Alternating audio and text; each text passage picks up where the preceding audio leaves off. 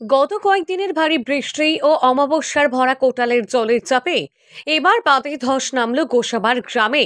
দক্ষিণ চব্বিশ পরগনার গোসাবা ব্লকের বালি এক গ্রাম পঞ্চায়েতের আমলামেথি গ্রামে গোমর নদীর বাঁধে হঠাৎই ধস নামে।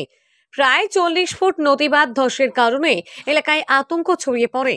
তড়িঘড়ি সেচ দপ্তরে খবর দিলে সেচ দপ্তর থেকে লোক এসে সেই নদী বাঁধের মেরামতির কাজ শুরু করে।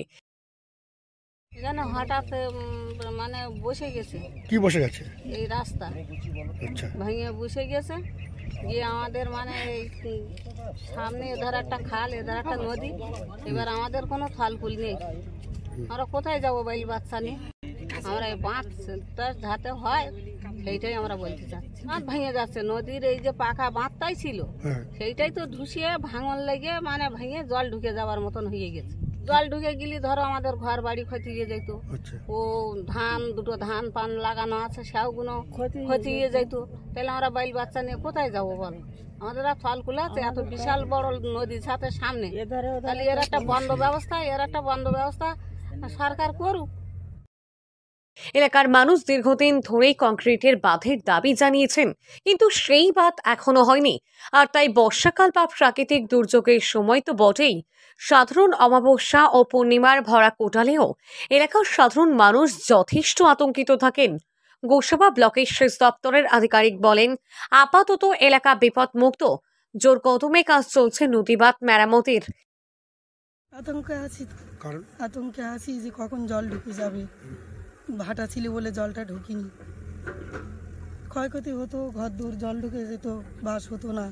তখন নদী এক চাষবাসের দিক থেকে ক্ষয়ক্ষতি হতো, চাষও হতো না। যাতে শক্তপোক্ত হয় বাঁধটা, যাতে আমরা বাস করতে পারি। এলাকার মানুষ দীর্ঘদিন ধরেই কংক্রিটের বাঁধের দাবি জানিয়েছেন, কিন্তু সেই বাঁধ এখনো হয়নি। আর তাই বর্ষাকাল বা প্রাকৃতিক দুর্যোগের সময় তো বটেই, সাধারণ অমাবস্যা ও পূর্ণিমার ভরা কোটালেও এলাকার সাধারণ মানুষ যথেষ্ট আতঙ্কিত থাকেন। এলাকার বাসিন্দারা বলেন, জানি না কবে এই বাঁধ কংক্রিটের হবে, আদেও হবে কিনা। দুর্বল নদী বাঁধের কারণে প্রাকৃতিক বিপর্যয় তো বটেই, অমাবস্যা ও পূর্ণিমার কোটালেও আমাদের বিপদের মধ্যে দিন কাটাতে হয়।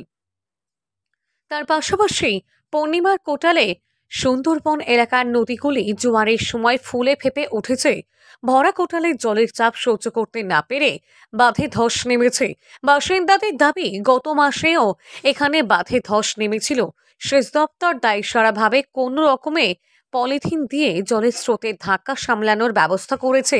একটানা বৃষ্টির ফলে বাঁধের মাটি নরম হয়ে বারবার ধস নামছে। দক্ষিণ চব্বিশ পরগনার গোসাবা থেকে সুমন সাহার রিপোর্ট, লোকাল 18 বাংলা।